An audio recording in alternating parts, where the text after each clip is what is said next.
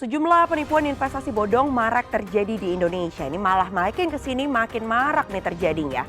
Dan kali ini para pensiunan kini juga jadi korbannya. Berikut ini CNN Indonesia Lacak Kriminal sudah merangkum beragam modus, ciri-ciri investasi bodong, serta bagaimana cara menghindarinya agar Anda tidak menjadi korban selanjutnya. Yang pertama nih ya, pastikan atau lihat ya, biasanya modus operandi yang dilakukan itu adalah memanipulasi kredit perbankan. Jadi biasanya oknum internal lembaga keuangan akan seperti membujuk korban mengajukan kredit plafon tinggi dengan janji dana tersebut akan dimasukkan ke deposito fiktif untuk bisa membayar cicilan secara otomatis.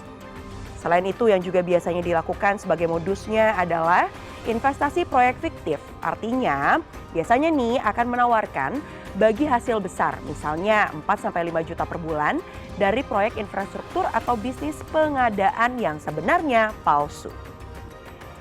Berikutnya, yakni dengan memberikan jaminan palsu, jadi menjanjikan imbal hasil tetap berkisar sekitar 4-5% per bulan dalam jangka waktu tertentu tanpa adanya risiko.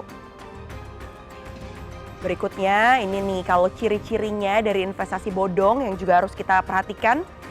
Biasanya investasi bodong itu keuntungannya tidak masuk akal. Jadi akan dijanjikan nih untung yang sangat besar dan tidak masuk akal dalam waktu yang singkat. Dan mengklaim bahwa produk investasi ini akan bebas risiko atau bisa dikatakan dijamin pasti untung. Berikutnya juga akan mendesak penggunaan SK pensiun. Jadinya memaksa atau mengarahkan korban untuk bisa menjaminkan SK pensiunnya ke bank demi bisa mendapatkan modal investasi. Diolah deh tuh kan SK-nya. Berikutnya yang juga biasanya jadi ciri-ciri investasi bodong adalah legalitas tidak jelas, di mana perusahaan atau oknum tidak punya izin resmi dari OJK atau Otoritas Jasa Keuangan. Nah, untuk itu langkah apa sih yang harus kita ambil agar kita terhindar nih ya dari investasi-investasi bodong atau penipuan-penipuan yang ada? Yang pertama, periksa legalitas dan detail dari kontrak. Jadi, bagi Anda jangan mudah untuk tergiur dengan nama besar orang yang menawarkan investasi. Periksa dulu nih ya apakah perusahaan memiliki payung hukum yang jelas dan terdaftar secara resmi. Periksa juga kontrak atau jenis investasi yang ditawarkan dengan detail gitu ya. Biasanya kan banyak poinnya. Tapi jangan malas baca, harus dibaca per detailnya seperti apa.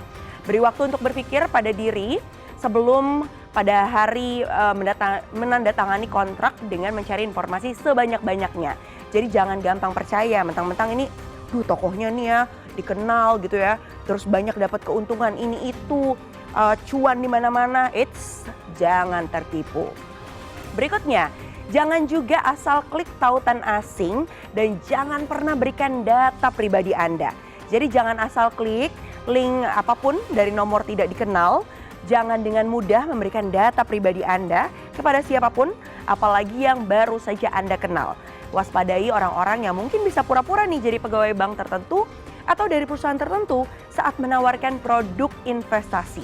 Jadi periksa juga apakah benar mereka ini terdaftar sebagai produk resmi atau pegawai resmi maksud saya, dan juga produk investasi yang ditawarkan terdaftar dalam produk perusahaan. Biasanya kan kadang-kadang habis isi data tertentu terus tiba-tiba dapat telepon kan, boleh dikirimkan nomor OTP-nya atau boleh disebutkan kode rahasianya. Nah, jangan pernah kasih ya data-data seperti itu.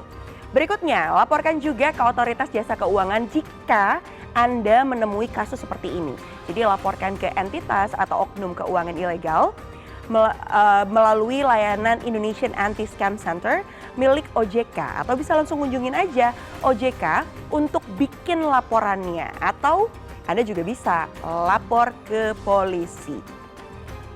Jadi segera kumpulkan bukti transfer, lembar perjanjian, bukti potongan bank untuk bisa melaporkan pidana penipuan yang ada pasalnya nih ya 378 KUHP ke kepolisian terdekat. Selain itu boleh juga kalau ada kumpulan-kumpulan pesan-pesan singkat yang dikirimkan oleh si penipu dikumpulin juga dan bisa dilampirkan kepada aparat terkait. Jadi jangan sampai pokoknya kita menjadi korban selanjutnya, dan sebarkan juga informasi ini ke orang-orang terdekat Anda, terutama bagi orang tua nih yang mungkin kepanikan gitu ya, atau teman-teman Anda yang biasanya kalau di suatu situasi terdesak tertentu jadi gampang kasih informasi ke orang lain, jangan ya.